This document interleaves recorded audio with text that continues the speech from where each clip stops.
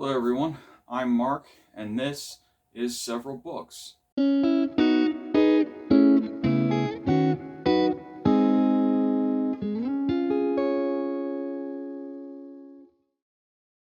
Today we're going to be looking at Richard Yates.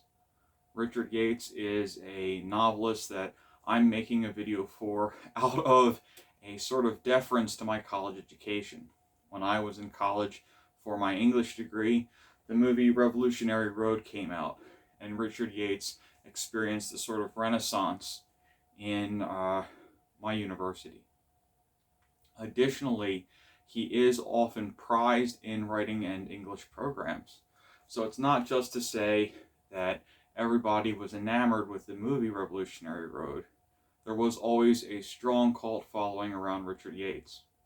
He has at various times been out of print. So although his books have been out of print, he does keep popping up again. One of the things that made me interested in reading Richard Yates and making this video was that when I was looking for French novels, I found that you could get basically all of Richard Yates' writing published in French.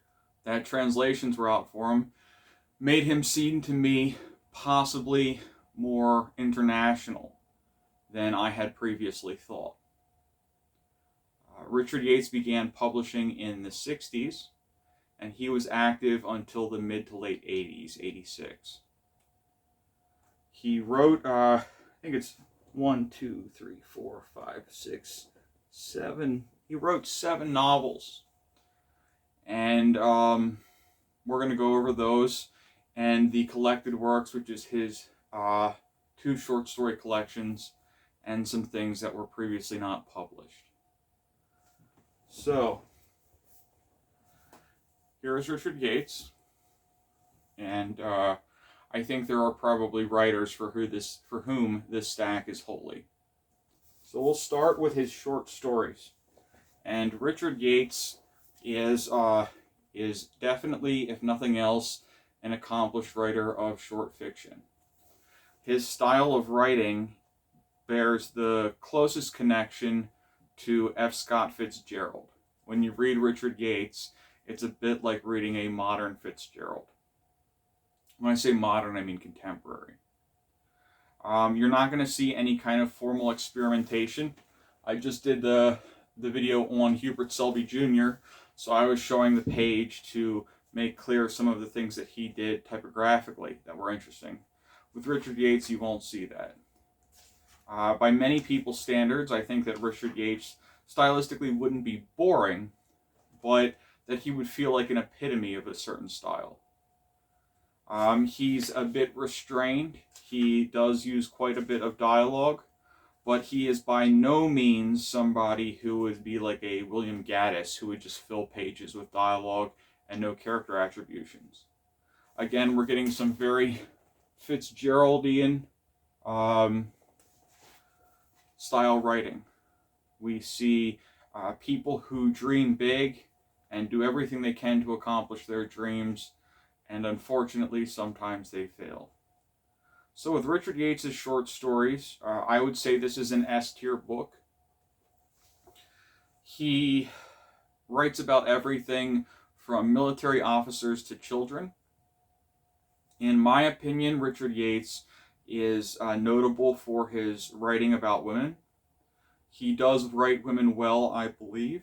There are things that I don't necessarily always know about, but he makes a very serious point of telling multiple stories from a woman's perspective. We see also meditations on the changing sexual mores of the 1960s, and there is at least one short story in here that ends very abruptly and stylistically in a way that I would describe as experimental. There are stories about soldiers in Europe, and as I said, at least one short story about a child who likes to write swear words in chalk on the ground. So, Richard Yates' short stories, I think there's about 30 stories in here. It's not super long. The stories tend to be pretty full, so you're looking at about a 20 to 30 page area. And Unlike Hubert Selby Jr., this is probably where Richard Yates' best writing can be found. After his short stories, we have his first novel, and that's Revolutionary Road. Revolutionary Road, as I said, was turned into a movie. My copy is the movie tie-in copy. Leonardo DiCaprio and Kate Winslet on the front there. This is a naturalist novel. I have family who tried to read it, and they were disgusted by the cheating of the male main character, the male protagonist.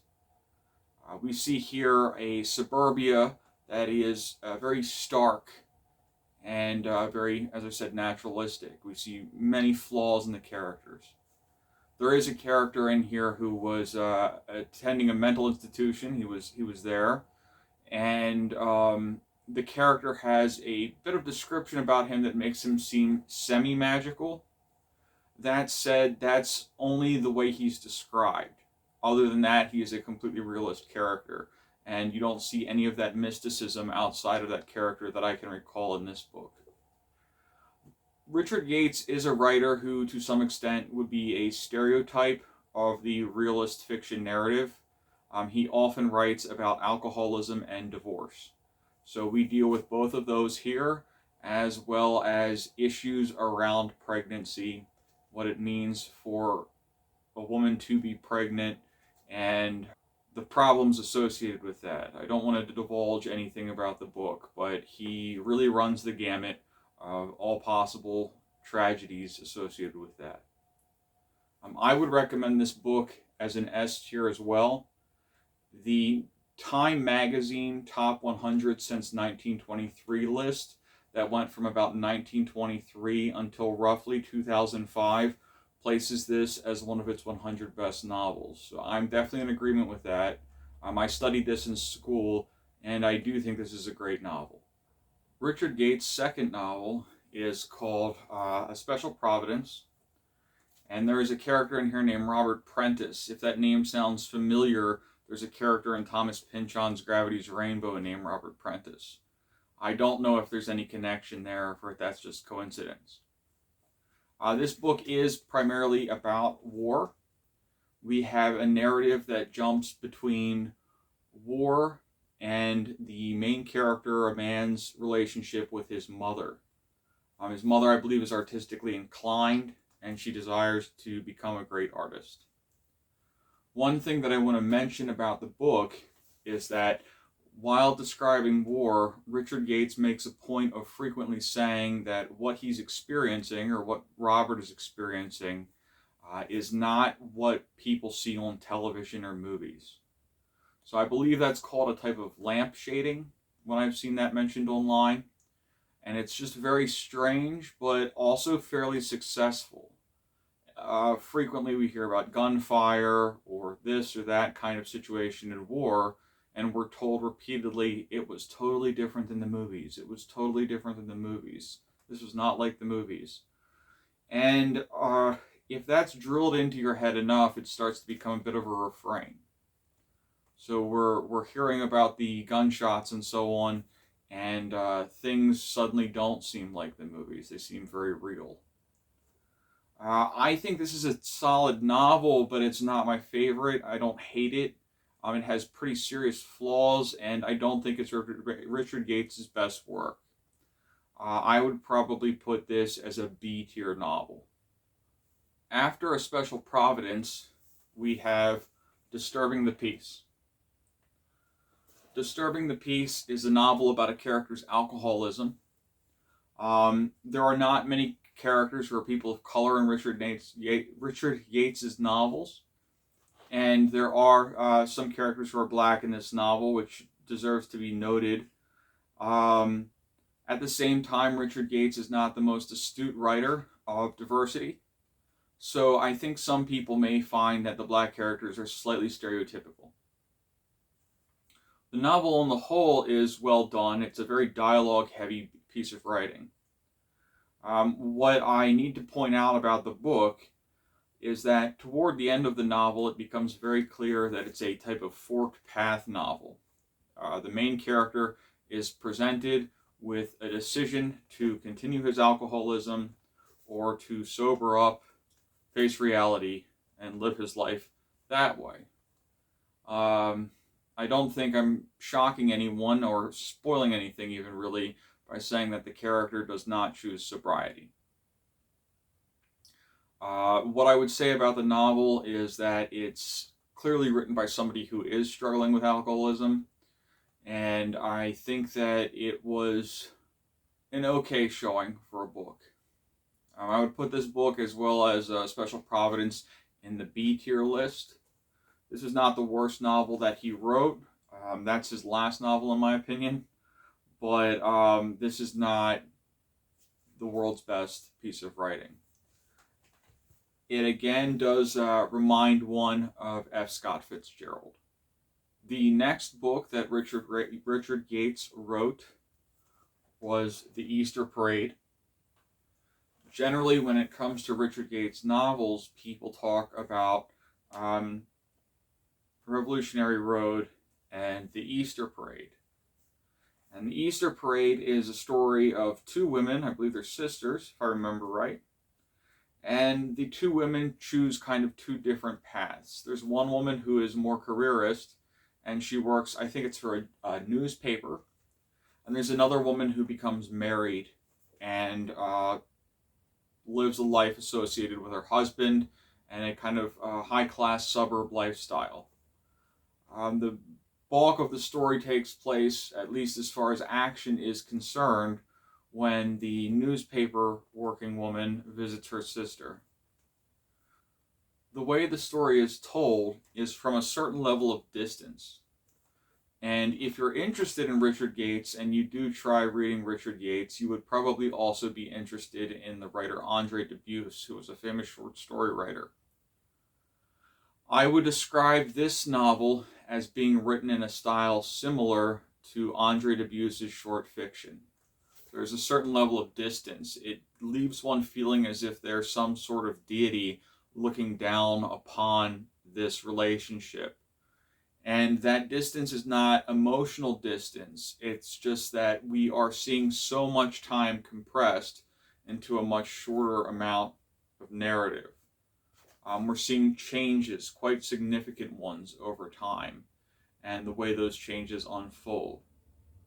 Rather than present us with a forked path in the sense that a person can definitively choose X or Y, what we're seeing here is a forked path, and that we're seeing a careerist woman and a housewife, and who is more satisfied with their wife, who is more satisfied with their life, and what they can take from that.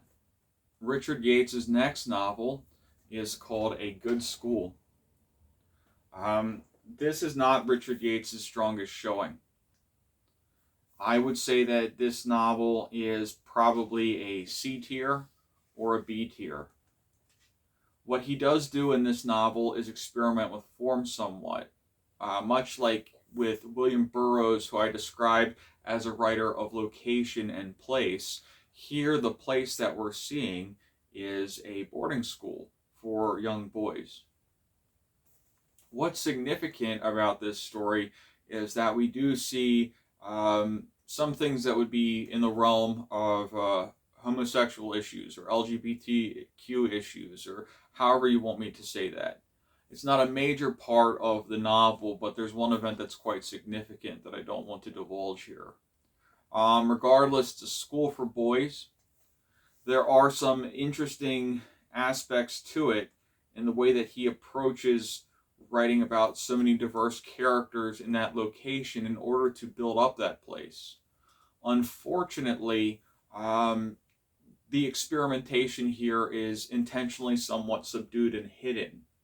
That's because Richard Yates is a realist writer. So the fireworks associated with that don't come through as clearly. And ultimately, the book is not wholly unsatisfying, but it feels somewhat slight. Our second to last novel is Young Hearts Crying. And Young Hearts Crying is a novel I would likewise put in the S tier. I know that not everyone would agree with me, and I think that it's more common that people who are readers of Richard Yates would place this maybe in an A or B tier. The novel is a bit long at nearly it's 420, 430 pages. The book, again, depicts a divorce. The main character in the novel is, I would say, the wife in the family, although nearly as much time is spent on the husband. The husband is significantly less sympathetic. There are characters who act as artists, or who are artists in the novel, and these artists allow for Richard Yates to expound a theory of Impressionism for his aesthetic interests. There is, like in a good school, some writing in Young Hearts Crying that resembles a good school in that it touches on homosexuality. In this novel, the gay characters are criticized for their homosexuality. It's quite rough language, all things considered. He's not dropping slurs every moment, but I believe that this is done in order to make the characters look ugly for holding those opinions. So I need to point out that there is some stuff in this where characters are gay bashing, but I don't think that that's reflective of Richard Yates's actual opinions. And I think most people who would read that would say a similar thing. It doesn't appear to actually be Richard Yates's opinions.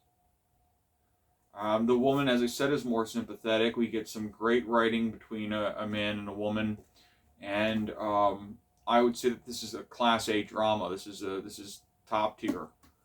The final book that I'm going to talk about in Richard Yates, the last one that he wrote, is Cold Spring Harbor. Cold Spring Harbor is all of Richard Yates done, but when he's too old to be writing. It's not actually that he's too old to be writing, but he did die of alcoholism and alone. We're seeing all of the alcoholism and divorce and suburban problems in Cold Spring Harbor. I don't remember the novel very well. I read it when I was in college. It was not assigned to me. I had other Richard Yates assigned to me. I can barely remember it except for a very vivid scene on a porch toward the end of the novel. What I'm going to say is that for sheer forgettability, for sheer uninteresting novel, this is going to be getting let's say a C or a D. He has so many other significant works, and I can still remember Revolutionary Road well enough to discuss the novel now, and I read it more than 10 years ago. So I am reviewing a novel that I read 10 years ago, but I want to have that on the internet, that associated with my channel. In conclusion, Richard Yates is a writer that you're going to encounter in university educations. He is not a writer of fiction like a Thomas Pynchon or a Don DeLillo or any of the other writers that I've reviewed for this channel. Maybe he would bear the closest resemblance to Hubert Selby Jr. I found it necessary to make a video for Richard Yates. Richard Yates is so many things that I believe the young male writer wants to accomplish. I just want to show a picture of him. You've got this sort of post-Hemingwayan, bearded, intellectual man, well-dressed, but not spectacularly well-dressed. He's in a suit and tie. And he's writing very sad, contemplative, quiet stories. This video is going to be a bit shorter. I could claim that it's because my Richard Yates reading was much faster or long ago, which is not entirely true. I had not read Young Hearts Crying until more recently, although I had read most of his other work between a few years ago and a decade and 15 years ago. but Richard Yates is something definitely worth looking into. So if the other parts of this channel are videos of somebody who's read Naked Lunch and is curious about reading other boroughs and wants to see it, I'm making this video with the hopes that I will reach somebody who has not heard of Richard Yates, and that person will attempt to read either Revolutionary Road, The Easter Parade, Young Hearts Crying, or the short stories. Alright guys, that's everything. Thanks for watching. Please like and subscribe. Several books out. Bye-bye.